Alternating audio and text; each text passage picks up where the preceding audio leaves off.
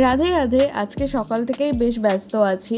আমার রেগুলার ওয়্যারগুলো সবই কেচে কুচে রাখা ছিল, একটাও আয়রন করা ছিল না। তো মোটামুটি একটা জামা আয়রন করে আমি চলে আসলাম শপে। আজকে সকাল থেকে মুডটা খুব একটা ভালো ছিল না, এমনি এমনি কোনো রিজন নেই। আমি জানি না এরকমটা শুধু আমার সাথে হয় নাকি আরও অন্য কারোর সাথে হয়।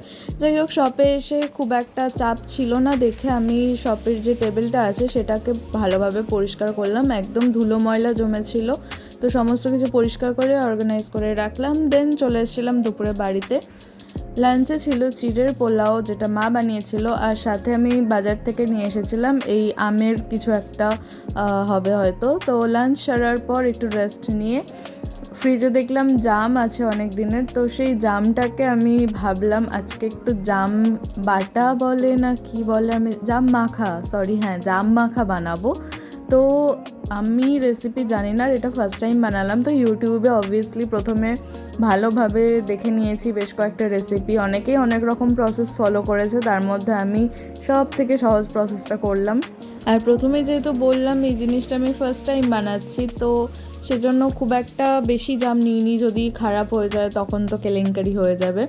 তো সেই জন্যই অল্প করেই জাম নিয়ে অল্প নুন আর লঙ্কা দিয়ে এটাকে প্রথমে করছি। প্রথমে জামগুলোকে ভালো করে ধুয়ে নিয়েছি, তারপরে নুন আর লঙ্কা একসাথে ওই হাত দিয়েই ম্যাশ করে নিয়েছিলাম। এবারে জামগুলোকে আস্তে আস্তে এক এক করে ম্যাশ করছি।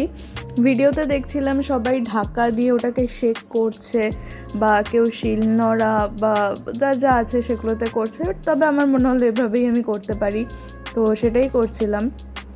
আর এই ম্যাশ করার প্রসেসটা না বেশ রিল্যাক্সিং, বেশ ভাল লাগছিলো, কিন্তু মজা পাচ্ছিলাম আমি অ্যাকচুয়ালি।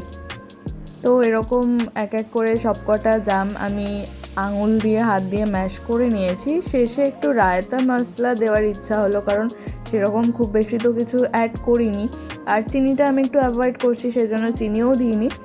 তো সব মিলিয়ে এটা রেডি, দেখতে কিন্তু দারুণ লাগছে। এবারে এটাকে টেস্ট করতে হবে। প্রথম একটু ভয় পাচ্ছিলাম, ভাবছিলাম যে খুব ঝাল হয়ে যাবে কি না, বাট খাওয়ার পর দেখলাম ঝাল টাল খুব একটা হয়নি, অ্যান্ড খেতে মোটামুটি অ্যাভারেজ ছিল।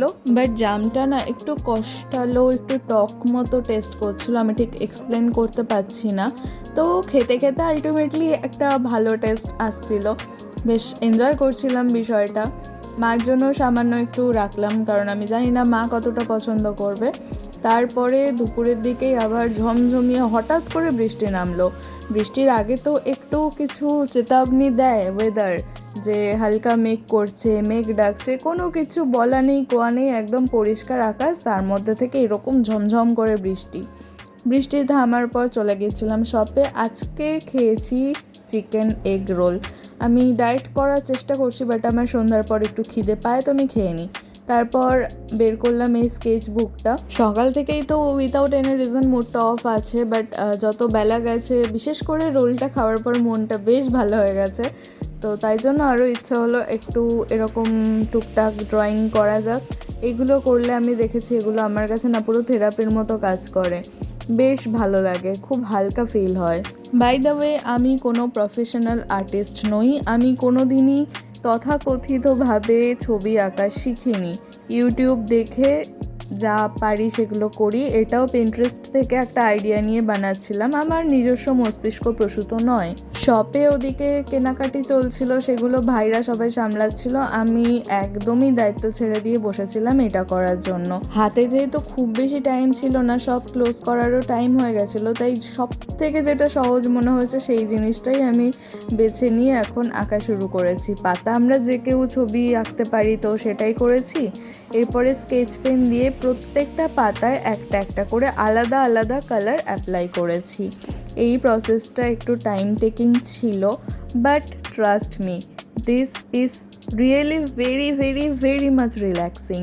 তো এভাবেই এটা করতে করতে মোটামুটি 15 থেকে 20 মিনিটের মধ্যে বেসটা আমার কমপ্লিট হয়ে গেছে, যেটা দেখতে এরকম লাগছে। আমার তো অলরেডি বেশ ভালো লাগছে।